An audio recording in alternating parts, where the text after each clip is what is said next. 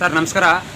ನಮಸ್ತೆ ಸರ್, ಈ ನಾಡು ಕಂಡಂತಹ ಅದ್ಭುತವಾದಂತಹ ನಟರು ಅಂತಂದರೆ ಹಾಗೂ ಕನ್ನಡ ಸಾರಸ್ವತ ಲೋಕಕ್ಕೆ ತಮ್ಮದೇ ಆದಂತಹ ಒಂದು ಛಾಪನ್ನು ಮೂಡಿಸಿರುವಂತಹ ಅದ್ಭುತವಾದಂತಹ ನಟರು ಅಂದರೆ ಅವರೇ ಕರಾಟೆ ಕಿಂಗ್ ಶಂಕರ್ ನಾಗ್ರವರು. ಇವರ ಕುರಿತು, ಇವರ ಸವಿನೆನಪನ್ನು ಕುರಿತು ತಾವೇನು ಹೇಳೋಕ್ಕೆ ಇಷ್ಟಪಡ್ತೀರಿ ಸರ್? ನಮಸ್ಕಾರ ವೀಕ್ಷಕರೇ. ನಿಜವಾಗ್ಲೂ ಕೂಡ 80ರ ದಶಕದಲ್ಲಿ ಕರಾಟೆ ಕಿಂಗ್ ಶಂಕರ್ ನಾಗ್ ಅವರು ಒಂದು ಚಲನಚಿತ್ರವನ್ನು ನಿರ್ದೇಶನ ಮಾಡಿ, ಅವ್ರ ನಟನೆ ಮಾಡಿ, ಅವ್ರ ಚಿತ್ರ ಬೆಳ್ಳಿ ತೆರೆಗೆ ಬರ್ತಾ ಇದೆ ಅಂತ ಹೇಳಿದ್ರೆ ಇಡೀ ಕರ್ನಾಟಕದ ಜನರೆಲ್ಲರೂ ಕೂಡ ಕಾದು ಕುಳಿತು ಅವರ ಸಿನಿಮಾವನ್ನು ವೀಕ್ಷಣೆ ಮಾಡಿರ್ತಕ್ಕಂಥ ಒಂದು ನಿದರ್ಶನಗಳಿವೆ. ಎಂತೆಂಥ ಒಂದು ಸಿನಿಮಾಗಳನ್ನು ಅವರು ಈ ಸಾರಸ್ವತ ಲೋಕಕ್ಕೆ ಕೊಟ್ಟು ಹೋಗಿದ್ದಾರೆ ಅಂತ ಹೇಳಿದ್ರೆ, ಶಂಕರ್ ನಾಗ್ ಅವ್ರಿಗೆ ಮುಂದಿನ ಭವಿಷ್ಯದ 50 ವರ್ಷಗಳು ಏನಾಗ್ಬೋದಿತ್ತು ಈ ರಾಜ್ಯ ಅಂತಕ್ಕಂಥದ್ರ ಬಗ್ಗೆ ತುಂಬ ಕನಸನ್ನು ಕಟ್ಕೊಂಡಿರ್ತಕ್ಕಂಥವ್ರು. ಅವರು ನಿಜವಾಗ್ಲೂ ಕೂಡ ಹಲವಾರು ಚಿತ್ರಗಳನ್ನ ಅವರು ನಿರ್ದೇಶನ ಮಾಡುವ ಮೂಲಕ ಅವರು ಅದ್ಭುತವಾಗಿರ್ತಕ್ಕಂಥ ಚಿತ್ರವನ್ನು ಈ ನಾಡಿಗೆ ಕೊಟ್ಟು ಹೋಗಿದ್ದಾರೆ.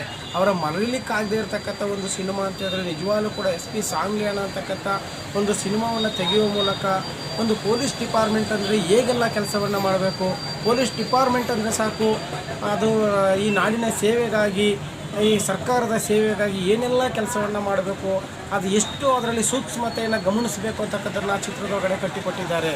ಅವರು ನಟಿಸಿರ್ತಕ್ಕಂಥ CBA ಶಂಕರ್ ಸಿನಿಮಾ ಆಗಿರ್ಬೋದು, ಅವರ ಒಂದು ಹೊಸ ಜೀವನ ಸಿನಿಮಾ ಆಗಿರ್ಬೋದು, ಅವರ ಗೀತಾ ಸಿನಿಮಾ ಆಗಿರ್ಬೋದು, ನಿಗೂಢ ರಹಸ್ಯ ಅಂತಕ್ಕಂಥ ಒಂದು ಅದ್ಭುತವಾಗಿರ್ತಕ್ಕಂಥ ಸಿನಿಮಾವನ್ನು ಕೊಟ್ಟು ಹೋಗಿದ್ದಾರೆ.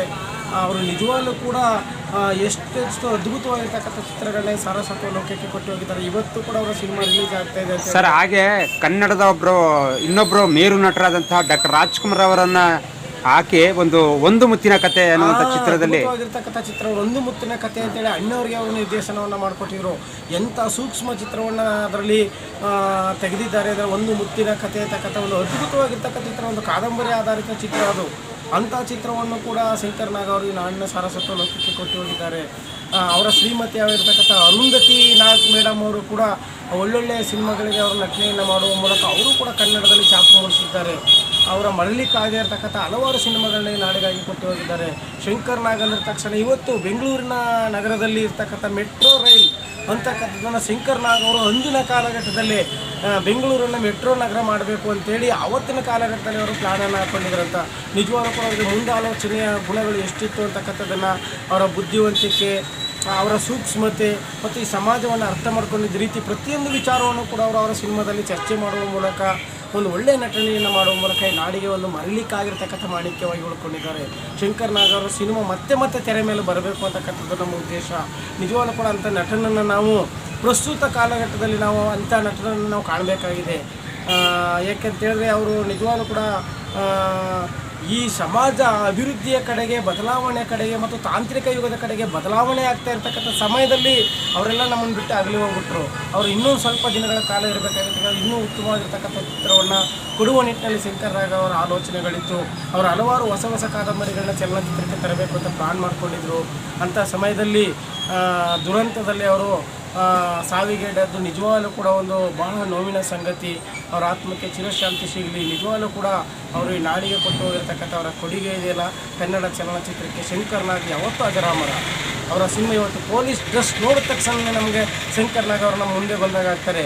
ಒಬ್ಬ SP ಬರಲಿ, ಒಬ್ಬ DYSP ಬರಲಿ, ಒಬ್ಬ ಸರ್ಕಲ್ ಇನ್ಸ್ಪೆಕ್ಟರ್ ಬರಲಿ, ಅವರೆಲ್ಲ ಬತ್ತಿದಂಗೆ ಶಂಕರ್ ನಾಗ್ ಅವ್ರನ್ನ ನಮ್ಮ ಮುಂದೆ ಬಂದಿದ್ದಾರೆ ಅನ್ನುವಷ್ಟು ಒಂದು ಆ ಚಿತ್ರಕ್ಕೆ, ಆ ಪಾತ್ರಕ್ಕೆ ಅಂಥ ಒಂದು ಅದ್ಭುತವಾಗಿರ್ತಕ್ಕಂಥ ಶಕ್ತಿಯನ್ನು ತುಂಬಿ ಹೋಗಿದ್ದಾರೆ ಶಂಕರ್ ನಾಗ್ ಅವರು. ಅವರ ಸಹೋದರರು ಕೂಡ ಈಗ ಪ್ರಸ್ತುತದಲ್ಲಿ ಒಳ್ಳೊಳ್ಳೆ ಚಿತ್ರಗಳನ್ನ ಅವರು ಹಿರಿಯರ ಚಿತ್ರವನ್ನಾಗ್ಬೋದು, ಪೋಷಕ ಪಾತ್ರಗಳನ್ನಾಗ್ಬೋದು ಮಾಡ್ತಾ ಇದ್ದಾರೆ. ಅನಂತ್ ನಾಗ್ ಸಾಹೇಬರು ಅವರು ಕೂಡ ಒಳ್ಳೆ ಉತ್ತಮವಾಗಿರ್ತಕ್ಕಂಥ ಅವ್ರನ್ನ ಇನ್ನೊಂದು ಸಾರಿ ಸಂದರ್ಶನ ಮಾಡುವ ಮೂಲಕ ಅವ್ರ ವಿಚಾರವನ್ನು ಹಂಚ್ಕೊಳ್ಳೋಣ. ನಾವು ಶಂಕರ್ ನಾಗ್ ಅವರ ಬಗ್ಗೆ ಹೇಳಬೇಕು ಅಂತ ಹೇಳಿದ್ರೆ ನಿಜವಾಗ್ಲೂ ಕೂಡ ಅಂಥ ವ್ಯಕ್ತಿಗಳನ್ನೆಲ್ಲ ನಾವು ಇಷ್ಟು ಬೇಗ ಕಳ್ಕೊಬಿಟ್ವು ಅಂತೇಳಿ ಭಾಳ ಫೀಲ್ ಆಗುತ್ತೆ. ಯಾಕಂದರೆ ಇಂಥ ತಂತ್ರಜ್ಞಾನ ಯುಗದಲ್ಲಿ ಅವರೆಲ್ಲ ಬರಬೇಕಾಗಿತ್ತು. ಇವತ್ತಿನ ಈ ಒಂದು ಬದಲಾದ ಸಂಸ್ಕೃತಿನಲ್ಲಿ ಅವರು ಕನ್ನಡಕ್ಕಾಗಿ, ಕನ್ನಡ ಭಾಷೆಗಾಗಿ, ಕನ್ನಡ ಒಂದು ನಾಡು ನುಡಿಯ ಸಾರಸ್ವತ ಲೋಕಕ್ಕಾಗಿ ಹಲವಾರು ಕೊಡುಗೆಗಳನ್ನ ಕೊಡ್ತಿದ್ರೇನೋ. ಬಹುಶಃ ಈ ಮಣ್ಣಿಗೆ ಒಳ್ಳೆಯವರನ್ನು ಹೆಚ್ಚು ಉಳಿಸ್ಕೊಳ್ಳತಕ್ಕಂಥ ಒಂದು ಗುಣ ಕಡಿಮೆ ಆಗಿದೆ. ಒಳ್ಳೆಯವರನ್ನು ಬೇಗ ಕರ್ಕೊಬಿಡುತ್ತೆ ಈ ಪ್ರಕೃತಿ. ಕೆಟ್ಟವರನ್ನ ಪದೇ ಪದೇ ಸವಿತಾ ಇದ್ರು ಅವ್ರನ್ನ ಬದುಕಿಸುತ್ತೆ. ಅದೇ ಒಳ್ಳೆಯವರನ್ನು ಬೇಗ ಕರ್ಕೊಬಿಡ್ತದೆ. ನಿಜವಾಗ್ಲೂ ಕೂಡ ಇದು ಆ ಪ್ರಕೃತಿಗೆ ನಾನು ಪ್ರಶ್ನೆ ಮಾಡಲಿಕ್ಕೆ ಆಗೋದಿಲ್ಲ. ಬಟ್ ಆದರೆ ಶಂಕರ್ನಾಗ್ ಅಂತ ಮಹಾಪುರುಷರು ಇನ್ನೂ ಹುಟ್ಟಬೇಕು ಅಂತಕ್ಕಂಥದ್ದು ನಮ್ಮ ವಿಚಾರ. ಶಂಕರ್ನಾಗ್ ಅವರ ಮರೀಲಿಕ್ಕಾಗಿರ್ತಕ್ಕಂಥ ಅವರ ಚಲನಚಿತ್ರಗಳನ್ನ ಮತ್ತೊಮ್ಮೆ ನಾವು ವೀಕ್ಷಣೆ ಮಾಡುವ ಮೂಲಕ ಅವರು ಈ ಕನ್ನಡ ಭಾಷೆಗಾಗಿ ಏನೆಲ್ಲ ಹೇಳಿ ಹೋಗಿದ್ದಾರೆ, ಈ ನಾಡಿನ ಉಳಿವಿಗಾಗಿ ಏನೆಲ್ಲ ಅವರು ಕಟ್ಟಿಕೊಟ್ಟಿದ್ದಾರೆ, ಕನ್ನಡ ಚಳುವಳಿಗಾಗಿ ಅವರು ಏನೆಲ್ಲ ಸಹಕಾರವನ್ನು ಮಾಡಿಕೊಟ್ಟಿದ್ದಾರೆ, ಅದೆಲ್ಲವನ್ನು ಕೂಡ ನಾಡಿನ ಜನರಿಗೆ ಬಿತ್ತುವ ಕೆಲಸವನ್ನು ನಾವೆಲ್ಲರೂ ಮಾಡೋಣ. ಧನ್ಯವಾದಗಳು. ತುಂಬ ಧನ್ಯವಾದಗಳು ಕಳಂಕ ಸಿದ್ಧಾರ್ಥ ಅವರೇ. Thank you sir. ಶಂಕರ್ನಾಗ್ ಅವರ ಒಂದು ಕುರಿತು ಅದ್ಭುತವಾದಂತಹ ಒಂದು ಹಲವಾರು ಒಂದು ಮಾಹಿತಿಗಳನ್ನು ಮತ್ತು ಚಿತ್ರದ ಬಗ್ಗೆ ಸವಿಸ್ತಾರವಾಗಿ ಹಂಚಿಕೊಂಡ್ರಿ. ಹಾಗಾಗಿ ತಮಗೆ ಹೃದಯಪೂರ್ವಕ ಧನ್ಯವಾದಗಳು. Thank you sir. ನಿಮಗೂ ಥ್ಯಾಂಕ್ ಯು ಸರ್.